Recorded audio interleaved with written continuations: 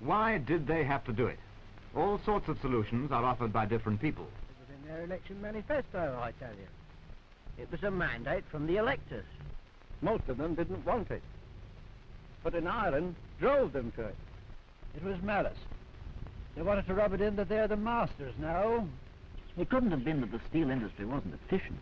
Why, they've been breaking all-time records of production for the last couple of years. I agree. Of course they'll say, and I see they're already saying it, that it could have been more efficient and have broken more records. But all I can say is I don't believe it. And what's happening in other nationalised industries proves I'm right. And the steelworkers themselves, you know, didn't really want nationalising, even if some of the hotheads pretended to for political reasons. There was no unrest in the industry, no major strike for over 40 years, except the general strike. Of course, that had nothing whatever to do with steel. No, I can't see any reason for it but pure doctrinaire nonsense. And yet, somehow, this doctrinaire business doesn't ring a bell with me. Why should practical people want to be slaves of the doctrine? For a very obvious reason. Because if they don't push ahead with iron and steel, they'll have given their case away. And then they'll never be able to urge the nationalisation of anything else. Nationalisation. Take it away. In the public parks in Sheffield, you will find relics of an earlier period in the story of the British iron and steel industry. Streams flowing down the valleys from the Derbyshire hills were dammed to supply water power for the famous cutlery trade. The mill ponds are still there, and in the beds of the streams there still lie the grindstones, used by the early cutlers in their work. Much water has flowed under the bridges and over the dams since the days of these derelict water mills. Now, giant power plants generate the electric current for the massive modern steelworks, which are the feature of Sheffield today, as they are of many of our other big cities. But also much human inventiveness, eager, ambitious, enterprising, and individual, has been devoted to this tremendous development of a great industry catering for civilization's needs.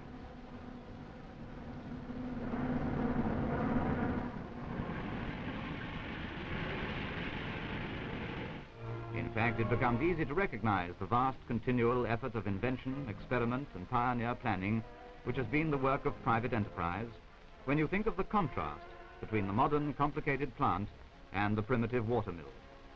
Let's ask a local opinion. Well, I'm on your side. I agree with you.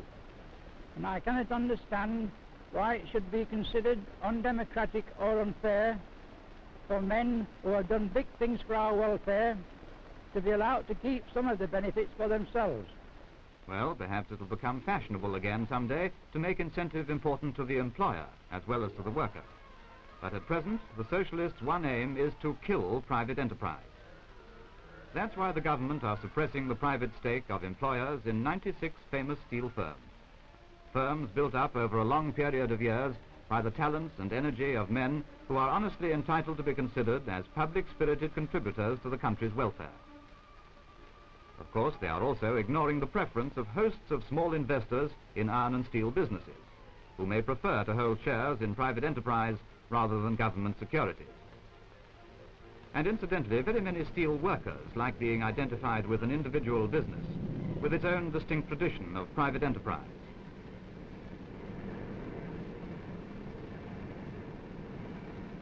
It is most certainly true that a wonderful team spirit exists among workers in the industry. Little gangs of men, engaged daily in one skilled job, become craftsmen in the best sense of the word, with pride in their work and an interest in each other's contribution to it.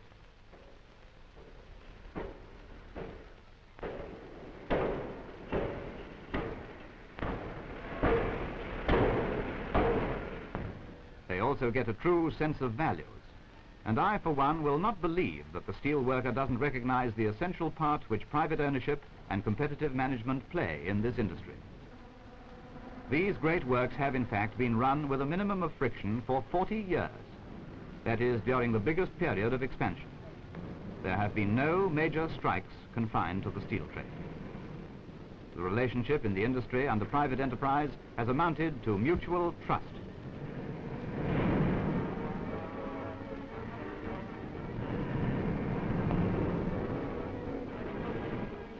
These famous names. How complex are their range of processes, and how diverse are the products which they make. The government, if and when they have got into the steel industry, are going to find themselves responsible for the production of everything which even remotely contains steel. From the first stages, pig iron, steel ingots, slabs, sheets, to such manufactured articles as nuts and bolts, needles, hair grips, umbrella frames, bicycles, and pramulators. At the other end of the scale, they'll take a hand in shipbuilding. They are going to become bridge builders by virtue of the ownership of such businesses as Dorman Long, and they are going to be in competition with other bridge builders who are not nationalized. How does that square up with the socialist conscience? The big fellow with enormous state resources competing with the little man. It's a point on which the small, non-nationalized contractor may be expected to have views. I certainly have. All my materials I should have to obtain from a government monopoly at their prices and in their own time. And I should be expected to compete with tenders of government-run businesses, which, of course, could be adjusted to undercut me at the taxpayer's expense. Why are the government taking over some firms and not others? Mr. Geoffrey Summers of John Summers and Sons can give you the answer to this. Yes, we're on the list because we make more than 20,000 tons of ingots a year. Because of the courage, initiative, and enterprise of my grandfather, who founded our firm about 100 years ago, and my father after him, we have become a big firm. My colleagues and I have tried to carry on the business in the tradition which they set, and have made further expansion to our works, thus making a still bigger contribution to the national industry. This, however, seems to be considered by the present government as some new form of political crime. The government are not proposing to appropriate the businesses of all steel producers and steel users. The industry is so vast and so complex that they could not swallow it all in one gulp. They are taking the big ones first and putting a stranglehold on the rest. The big names in the industry are going to be allowed to survive. The government are going to trade under them. Was there ever such a theft of an individual's goodwill? And was there ever quite such an admission of the trade value of private enterprise? But it is by no means certain that the foreign customer will be impressed by the retention of trade names. The overseas buyer is nobody's fool, at least not this one. I'm going to watch very carefully what happens. After all, I've known Mr. Wellerby and his products for a very long time. I have grown familiar with his methods, and I don't have to wonder whether he's keeping up his standard of quality. His name and the personal relations behind it mean everything to me. But when Mr. Wellerby becomes the Iron and Steel Nationalized Corporation of Great Britain, I'm not so sure. I might try a change. I'm not certain in my own mind that a nationalized institution is going to keep up the standard of quality and service which goes with a personal relationship. There's another point about this retention of trade names. It disproves the accusation that the iron and steel industry was already a monopoly, Mr. Honorian Devon's favourite theme. If it had not been highly competitive, what is the value of the trade names? Mr. Wellerby has a good point there. But there is another explanation of the decision to retain trade names, commercially dishonest though that action may be. The government, or part of it, has begun to lose faith in full-blooded, all-in, all-out nationalization. A shrewd cockney with a realistic outlook can digest the lessons of over-centralization afforded by the National Coal Board and the danger of strikes against the nationalized authority and the arbitration tribunal.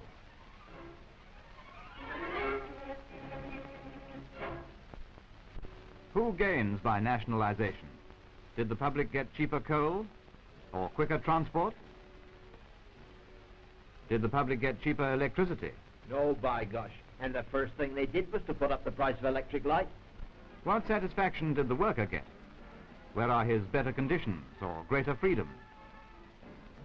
Is the miner free to change his profession? No comment, apparently. And has the management benefited? Has the works manager increased his authority? Are his relations with the workers made any easier by nationalisation? Why ask when you know the answer? The answer is that the only gainer by nationalisation is the bureaucracy, with the government at its head. The government has, of course, become more powerful by the very fact of controlling the banks, the coal mines, electricity and gas, the railways and road transport. But because the government consists of politicians who haven't more than 24 hours a day to enjoy the substance of power, the actual wielders of it are the civil servants or semi-civil servants who sit on government boards or work under people who sit on boards. It'll be the same with iron and steel, except that it is a smaller board and its members will be more powerful. You anything against civil servants? Nothing whatever. But I want to protect you from having to carry burdens which should never be laid on your shoulders. And may I ask with all respect, did you know anything about iron and steel before you were assigned to this office? No. But I, of course, am only concerned with the paper side of the business. That's just it, the paper side of nationalisation. For the last 100 years, practical men have been building up this vast industry.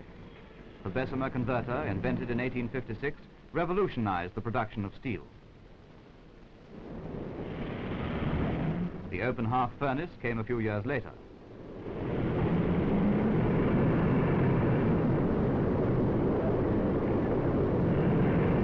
Stemming from these two main processes of steel manufacture, a huge ramification of products was evolved by the brains of practical men, beating and molding the steel into different shapes by an infinite variety of processes.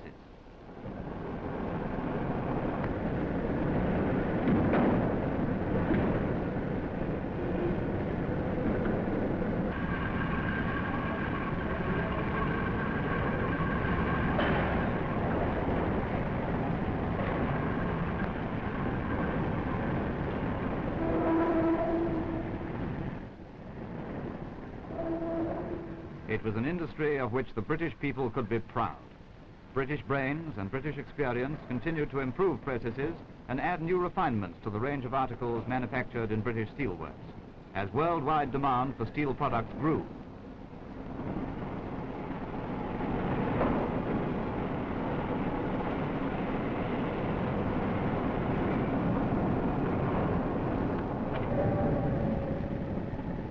The output of steel soared.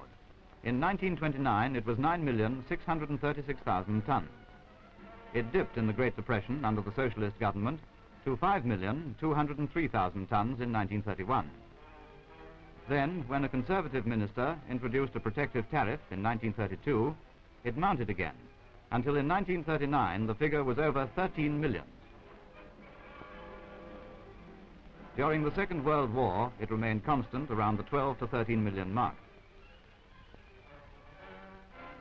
Since then, it has risen steadily, and in 1948, it jumped all targets and approached 15 million tons.